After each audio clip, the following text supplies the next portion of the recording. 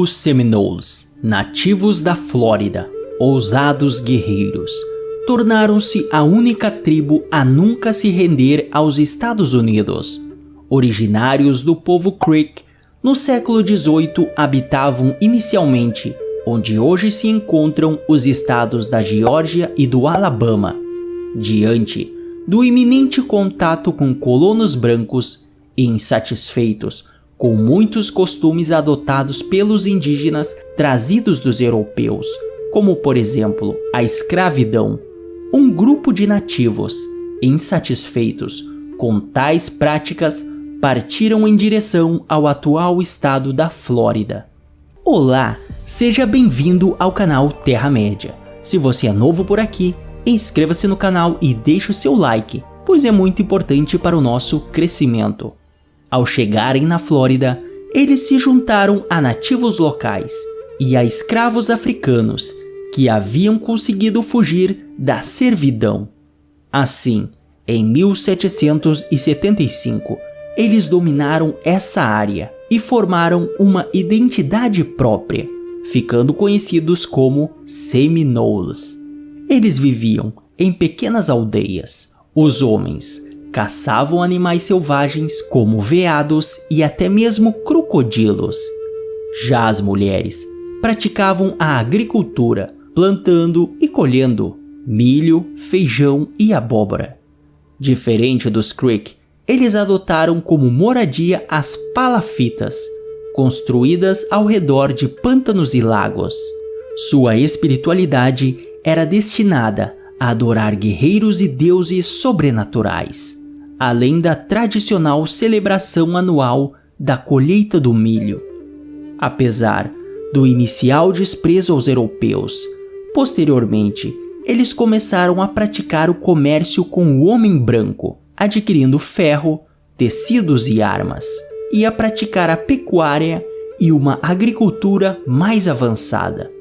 As terras Seminoles também viraram um grande celeiro acolhedor para escravos africanos que conseguiam fugir, e lá lhes era permitido que vivessem de maneira digna, ou seja, poderiam constituir família, portar armas, criar gado e plantar, desde que pagassem um tributo anual aos Seminoles e lutassem ao lado deles nas batalhas.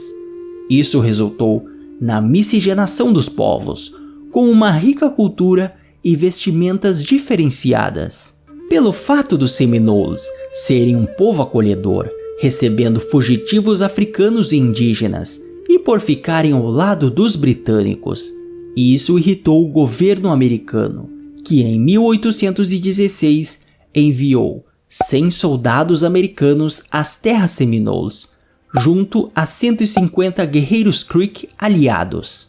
Esta ficou conhecida como a Primeira Guerra Seminole, com a vitória dos Estados Unidos. Furiosos, eles começaram a retaliar, atacando cidades americanas, inclusive emboscando um barco da Marinha Americana. Estes ataques causaram a revolta dos Estados Unidos, que enviaram Andrew Jackson junto a 500 soldados americanos, 1.000 milicianos e 2.000 guerreiros Creek para acabarem com os Seminoles. Eles construíram um posto avançado chamado Fort Gadsden e avançaram sobre a Flórida, destruindo tudo e todos que cruzassem o seu caminho. Apesar da resistência Seminole, não foi possível vencer o combate. Andrew Jackson ainda preparou uma emboscada, escondido em um barco com bandeiras britânicas. Ele atraiu 2 chefes Seminoles que buscavam por ajuda, mas que acabaram sendo executados junto a comerciantes britânicos. Ele seguiria impondo terror por toda a Flórida, impossibilitando qualquer tipo de resistência. Este seria o fim da Primeira Guerra Seminole. Em 1819, a Espanha, antiga detentora do estado da Flórida, a vendeu para Washington por 5 milhões de dólares, o que acabaria com qualquer barreira no avanço dos Estados Unidos para o domínio total do estado. Assim, em 1823, os Seminoles assinaram o Tratado de Paz de Moultrie Creek, que reduziria drasticamente o seu território a uma reserva no centro da Flórida. Porém, mesmo com a moral baixa e nutridos pelo sentimento de vingança, os Seminoles seguiriam abrigando refugiados. Em 1830, Andrew Jackson foi eleito o 7º presidente dos Estados Unidos, e um de seus primeiros movimentos foi a criação da Lei de Remoção dos Índios, que levaria à trágica Trilha das Lágrimas. E para os Seminoles, a intenção era transferi-los para o Arkansas, colocando-os em uma reserva junto com os Creek, uma vez que para o governo, índio era índio. Ao ficarem sabendo, a maioria dos Seminoles não aceitaram ter que deixar sua casa para irem morar em uma reserva, junto a seus ancestrais e agora inimigos Creek. Assim, em 1832, eles declararam que não sairiam de suas terras. Porém, 2 chefes Seminoles acabaram aceitando e assinaram o Tratado de Fort Payne. Baseado neste tratado, os Estados Unidos generalizaram os Seminoles, os obrigando a se mudarem para o oeste, no prazo máximo de 1 ano. Porém, um chefe se levantou. Seu nome? Osceola. Osceola era amigo de um agente federal chamado Willie Thompson, que havia sido encarregado de encaminhar os Seminoles para o oeste, mas que algum tempo atrás havia presenteado o chefe indígena com um rifle, em sinal de respeito. Mas em 1835, o chefe Seminole matou Willie Thompson com a mesma arma. No mesmo dia, 110 soldados americanos foram emboscados pelos Seminoles. Todos foram massacrados, exceto 2 que conseguiram escapar. Dava-se início à Segunda Guerra Seminole, que duraria 7 longos anos.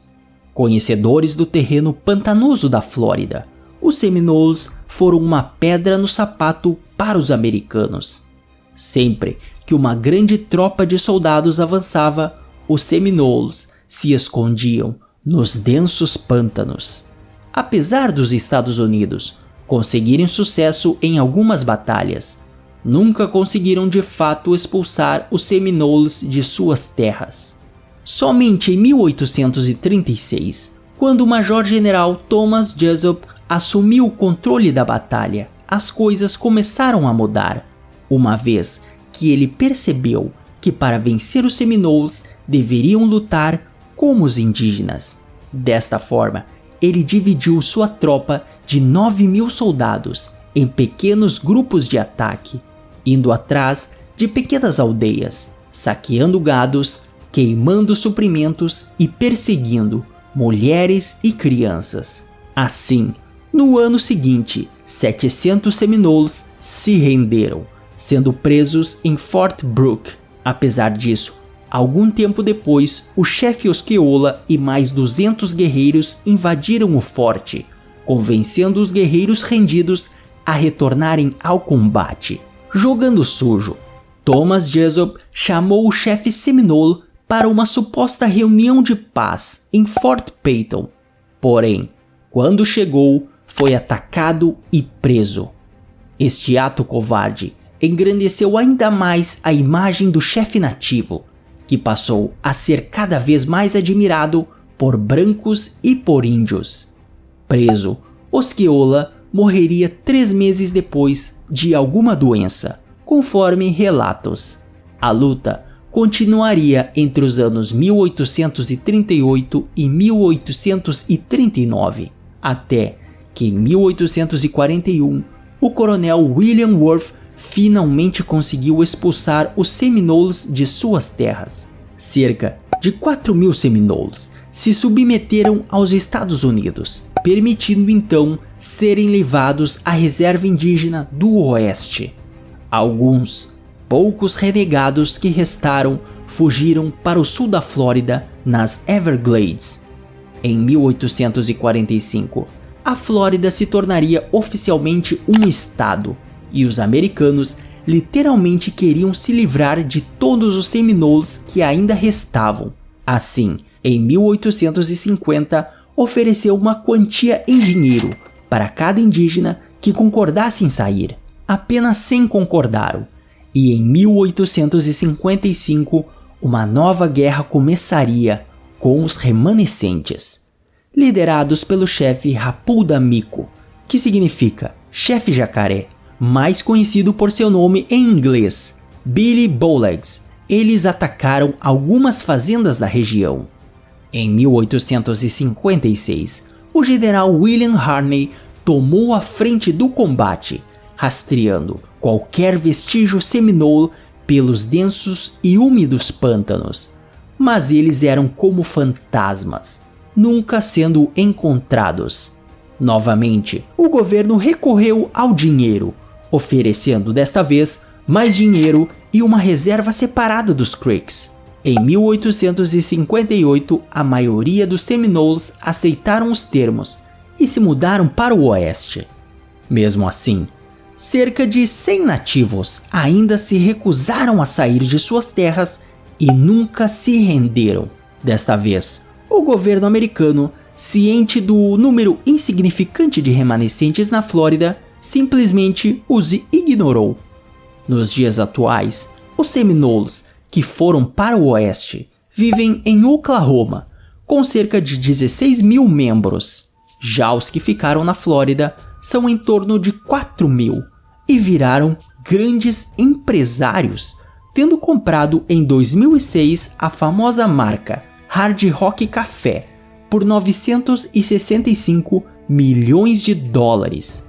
Aqueles que nunca se renderam vivem até hoje, orgulhosos, nas terras de seus ancestrais.